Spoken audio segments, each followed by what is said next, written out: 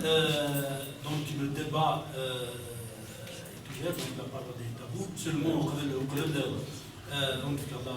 parole, je vais essayer de poser une question à l'auteur par rapport à la structure de son roman. Le roman, nous avons droit et nous avons moins de histoires. moins سنة يوث الود هاك حدمت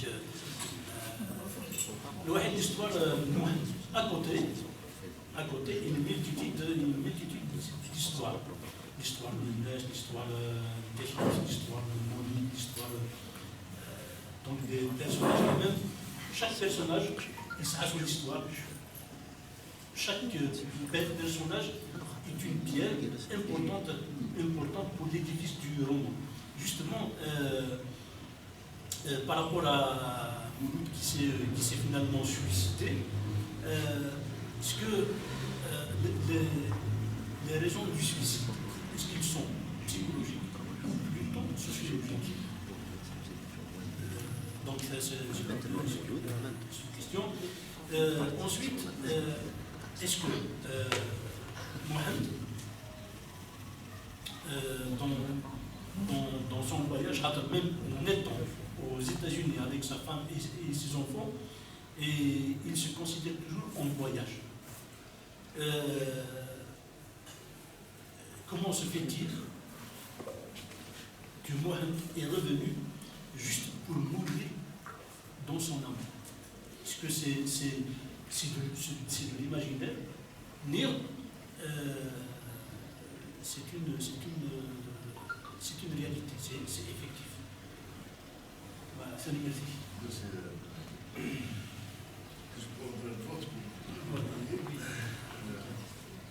Je veux répondre à ça. Bon, je vais répondre pour la première dans le cas du suicide. Vous savez, dans notre société, quand même, il faut l'admettre que même aujourd'hui, nous avons ce qu'on appelle des maladies de la honte. Aujourd'hui même, on a vu des gens dans le temps, les années 80-90, qui avaient le sida, et c'est une maladie, même s'ils l'ont contracté par une transfusion de sang, il l'a caché parce que c'est un peu maladie. Aujourd'hui, même le Covid, au début, il y avait des gens qui se touchaient un peu, et ils se profilaient, ils ne voulaient pas faire face. Et dans le temps, justement, le problème de l'impuissance, c'est quand même un problème tabou, qu'on ne peut pas discuter. Et aussi, il y avait cette pression de sa mère qui voulait le marier à un âge précoce pour avoir des gosses, pour avoir des petits-fils et tout ça. Il y avait quand même cette pression. Et lui, il n'a pas su gérer à son âge, quand même de deux autres raisons. Il a préféré se suicider. Moi, je pense qu'il a les deux, psychologiquement, qu'il est rongé de l'intérieur, sans compter sociologiquement le poids de la société. Quelqu'un qui est, par exemple, un malade de ce genre, on lui porte d'autres choses qu'on insinue à son tour. Donc ces deux facteurs ont fait que le bonhomme il peut se suicider avant que sa maladie ne soit connue de tout le monde le jour des noces. Et en particulier, dans le temps, on doit donner la preuve que cette fille, cette fille quand même elle doit donner preuve de sa virginité et l'homme aussi de sa virilité. Donc ça fait une combinaison. Il a préféré se suicider avant tout ça. Je vous laisse permettre de tout comprendre la question. D'un autre côté, pour le voyage, ça, comme je vous l'ai dit, c'est une réalité. Mohamed, il s'est vu que sa femme était morte, ses enfants mariés, grandis. Il s'est remémoré un peu, il doit revenir au père. Il avait cette nostalgie de voir les siennes, de voir la région.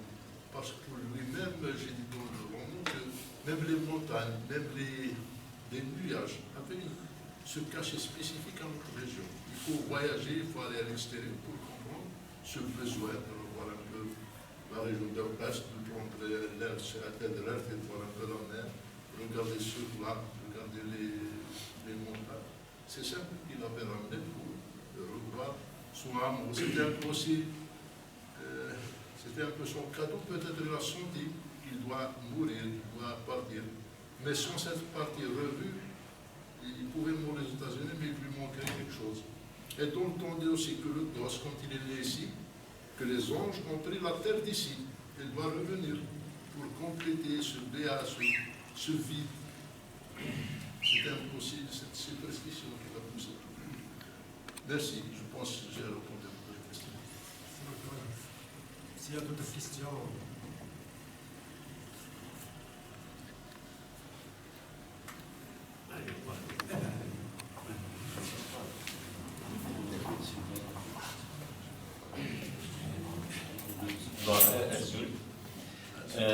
Bon, j'ai pas vraiment de questions, quelques petits commentaires. Donc, j'ai lu le livre d'une seule traite, donc tellement c'était captivant, tellement c'était bien écrit. J'ai bien aimé les petites incursions à droite à gauche pour nous ramener un peu d'histoire, un peu de science, un peu de tout. Depuis le début, j'ai pas aimé le titre. Bon, moi, depuis le début, je lui ai donné deux autres titres, je ne sais pas, il faut choisir. Donc, quand le chacal s'en mêle, ça c'est le premier titre. Quand le chacal s'en mêle, c'est-à-dire tout ça c'est la faute du chacal. Ou bien la valeur du chèvre. Parce que, enfin, tout ça, toute cette histoire, il y a eu un exil de 50 ans à peu près. Donc, tout ça, ça donne un peu plus de valeur à la vie du Kabyle, avec toutes ces traditions, etc., toutes ces contraintes. Bon, voilà. Donc, je sais plus. Bon, je reviens.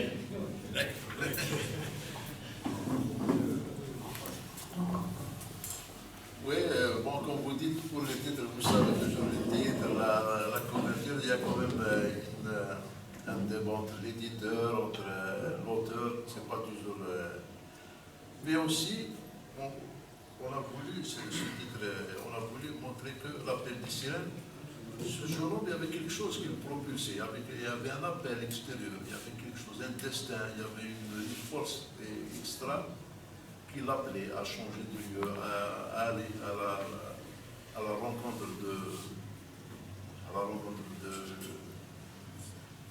d'autres choses, d'une autre vie, qu'il soutirait de son amour, de la misère et tout ça. Bon, mais ça pourrait être ce que vous dites, oui, ça aurait été une bonne chose. Si on s'est vu avant de l'éditer, peut-être qu'on aurait pris ça et l'éditeur aussi aurait accepté. Mais je vous remercie. Vas-y, Monsieur Charbon. Monsieur Foulet. Ça fait plaisir d'être parmi vous. On ne vient pas souvent parce que ça a un programme donc c'est toujours dommage. Je suis jaloux des gens qui sont tout le temps présents à la règle café littéraire. Et à l'occasion, on tient à féliciter les organisateurs et la reprise du café littéraire. Très bien. Je suis certainement arrivé à mi-chemin de votre exposé, de ton exposé. D'accord. Ce que j'ai saisi, vous avez mis en exergue la force de la tradition et des coutumes dans la fabrication d'un destin d'un homme, d'un Kabyle, en général. Je voudrais seulement vous poser une petite question. Est-ce que vous-même, vous croyez à la force de la tradition et les coutumes plus que la force de la religion, qui était quand même assez présente à l'époque? Voilà.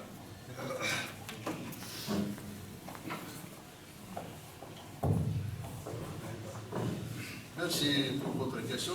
Moi, je dirais qu'on ne peut pas soustraire l'une de l'autre, parce que dans l'esprit de chaque être humain, moi, je vais vous dire une chose, même les Chinois, les Japonais, les Indiens, vous savez, ils ont une multitude de religions, une multitude d'ethnies, ils croient quelque chose. L'être humain, généralement, croit quelque chose.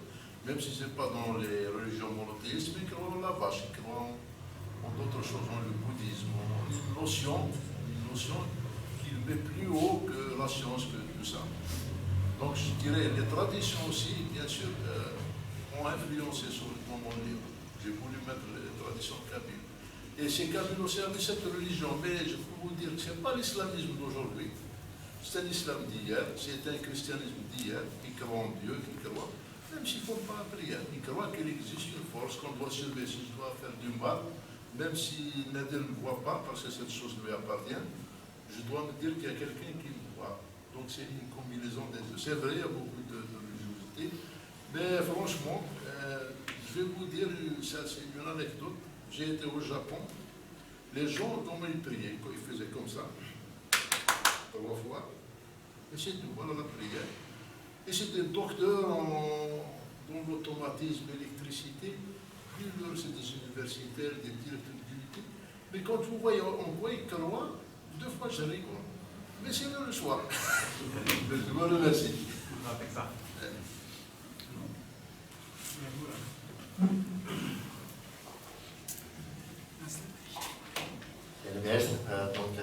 C'est une université dans le cadre. Donc voilà. Donc personnellement, j'ai eu l'occasion de participer un petit peu sur cet événement. C'est un événement d'ailleurs, je remercie le Café Littéraire encore dans la reprise d'événements culturels. Donc j'ai anticipé par le lire. J'ai fait un peu d'effort, j'ai fourni un peu d'effort pour le lire. Donc mon appréciation déjà c'est sur le texte lui-même. Donc il est unique un petit peu, il est particulier par rapport à son genre. Donc par rapport à la littérature française connue, la construction de texte elle est spécifique à l'auteur. Donc on peut facilement, voilà pour déjà le premier roman, donc la construction de texte, il continue, donc c'est le cadre littéraire, et puis l'histoire en elle-même. Maintenant le sujet traité. Le sujet traité, donc en plus de la lecture exposée, on peut comprendre que il y a un souci de l'auteur de donner des réponses par rapport à une histoire vécue, dans un contexte vécu, par rapport à l'individu en premier lieu et la société. Donc la société qui est régie par un ensemble de codes, de codes moraux, spirituels, sociologiques, et puis il y a aussi l'individu lui-même, qui est sous l'influence d'une société où l'individualisme, l'individu ne peut pas émerger, donc la société ne lui donne pas par la pratique, la tradition et tous les exercices à ce qu'il émerge en tant qu'individu.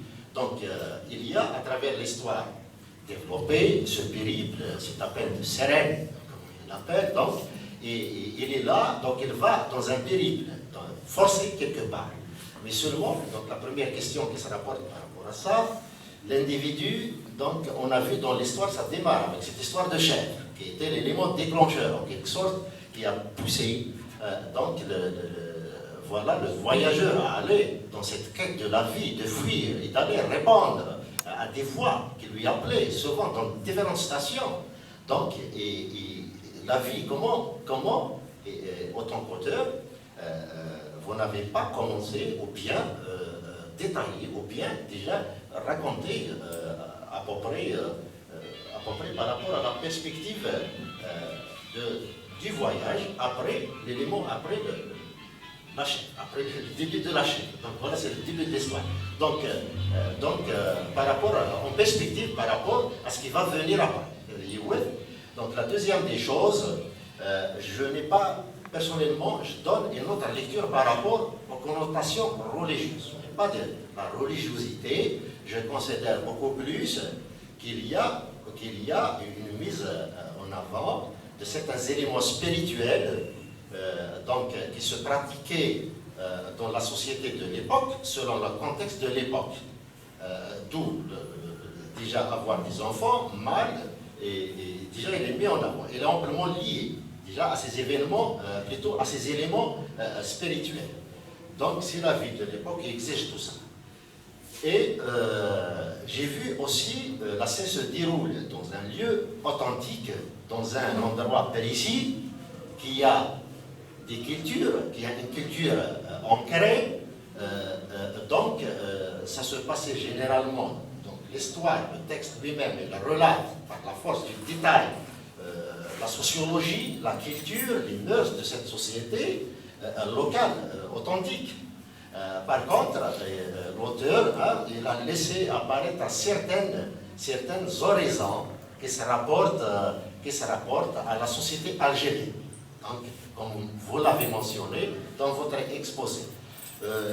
Déjà, pourquoi il n'y a pas eu à peu près, je pense, est-ce que vous n'avez pas eu le réflexe ou bien la pensée de restreindre en quelque sorte cette vision par rapport au lieu choisi, par rapport à l'endroit dont il a vécu déjà, le personnage a vécu les débuts, et ensuite, le reste, il est connu. Alger, ensuite, les différents points de l'Europe.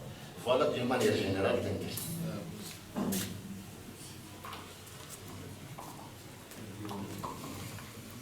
Je vous remercie, monsieur. Bon, pour la première des choses, l'élément de voyage, bien sûr, j'ai voulu faire quand même faire déplacer ce jeune garçon, le faire voyager dans le temps et dans l'espace, parce qu'il avait besoin de grandir, il avait besoin de voir d'autres espaces, d'autres lieux, pour voir un peu la différence, la vie au Passe, pour ne pas rester ici, parce que généralement c'est les deux éléments qui vous donnent quand même une narration, parce que si on reste dans le hameau, on va tout de suite se retrouver avec une histoire réduite localement.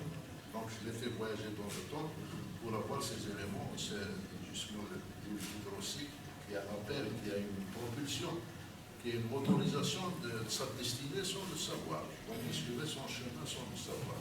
Et bien sûr, comme vous l'avez dit, l'élément déclencheur, l'élément qui avait commencé cette histoire, c'était le chacun. C'était le chacun. Pour la deuxième, la connotation religieuse, comme je l'ai dit au monsieur, dans chaque société, en particulier en Kabylie dans le temps, il y avait cette religion qui n'était pas nette, comme je l'ai dit. Il y avait l'influence des Mourabites, il y avait l'influence d'une certaine religion bien spécifique à notre région. Il était là, qu'elle soit bonne ou mauvaise, mais il était là, il était ancré dans l'esprit des gens. Il y a beaucoup de croyances un peu fétiches, mais on fait avec. Pour la troisième, pourquoi ne pas avoir pensé justement à laisser le personnage principal évoluer dans cette région? Parce qu'on ne peut pas faire un livre sur à mon avis, les deux éléments qui font la grandeur de la narration, c'est l'espace et le temps. Donc il fallait quand même le faire voyager, faire voir d'autres horizons, comment les gens vivaient, d'autres croyances, etc.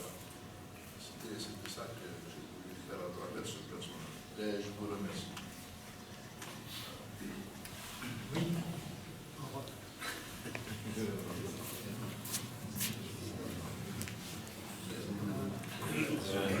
Oui. Bon, on est tous un petit peu de la région et bon, on s'interroge c'est qui c'est ce personnage-là, est-ce qu'on le connaît, on ne le connaît pas.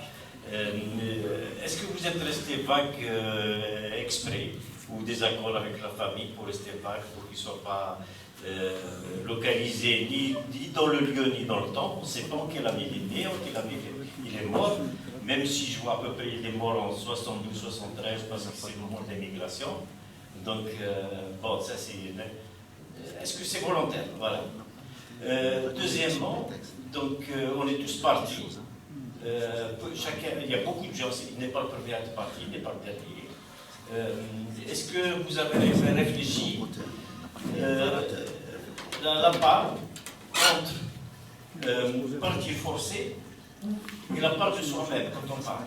C'est-à-dire, bon, des fois, c'est des on a eu l'occasion, mais l'un peut la saisir, l'autre ne peut pas la saisir. Est-ce que Mohamed, il est assez intelligent, assez volontaire, assez ouvert, donc vous savez, pour partir, c'est-à-dire à chaque fois il est parti. C'est plusieurs thèmes.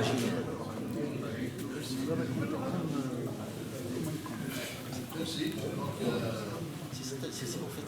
Donc, pour la question, oui, c'est un personnage qui a réellement existé pour moi, d'ailleurs je le dis bien dans le livre, il a vraiment existé. C'est un bonhomme de chez nous, il était né dans les années 40, 44, 45, il avait à peu près 10 ans, 9 ans, 10 ans. Donc ça estimé à peu près sa date de naissance, pas au jour, mais l'année. Et quand il est revenu aussi, c'était le moment où l'Algérie avait fait un contrat d'immigration avec la France pour la main-d'œuvre, dans les années 70, 73, jusqu'à 75, jusqu'à les années 80. Donc ce personnage avait existé vraiment, comme vous pouvez voir. Pour ce qui est du départ de Mohamed, c'est pas c'est pas sa volonté. Lui, au début, c'était la peur simplement. Mais il y avait d'autres gens qui sont partis de leur propre volonté, mais pour aller chercher un peu, si vous voulez, chercher une meilleure situation. On savait qu'il y avait la famine, qu'il n'y avait pas de travail, il y avait beaucoup de gens qui sont partis dans l'intérieur, ou bien généralement en France. Mon père travaillait dans les villes, à l'est. Mon père, je l'ai dit dans les villes. Et les partis, c'était une immigration économique. C'est-à-dire comme maintenant, beaucoup de gens prennent, comme aujourd'hui, si on peut dire, il y a des gens courageux qui prennent le voile, une barque pour aller, il y a d'autres non, il y a d'autres qui prennent le bateau, ou bien par exemple l'avion, on est plus fort. Ce Mohamed, il était parti par peur. Pour lui, c'était d'échapper à son père, en premier lieu. Et la suite est venue toute seule. Donc, elle n'avait pas fait le choix. Et je vous remercie. Oui.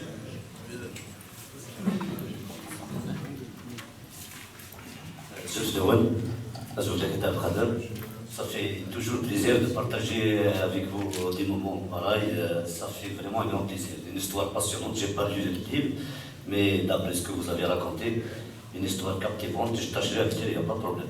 Mais ma question, le personnage au crédit à hasard, ainsi de suite, et il a vécu un peu partout. Pourquoi, c'est-à-dire, c'est une petite histoire d'amour, est-ce qu'il n'a pas rencontré l'âme sœur, parce que ça n'a pas chez lui.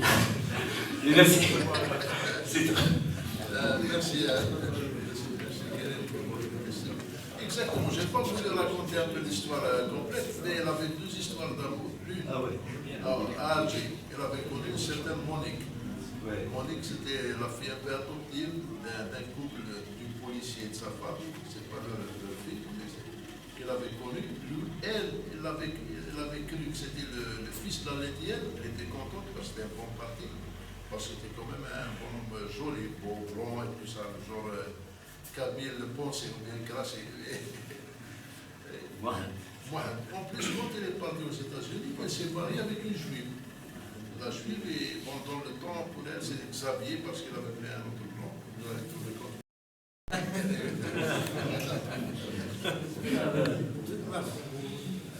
Bon, je vous remercie. Il y a beaucoup d'idées, il y a beaucoup d'avis, il y a beaucoup d'opinions sur le livre. J'accepte toutes les propositions.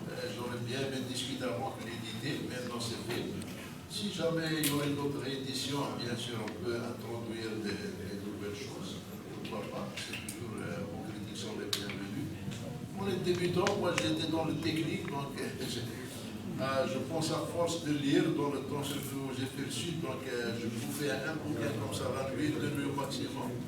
Je pense à force de la polémique de lecture, on finit par avoir la maladie de l'écriture. Et je vous remercie.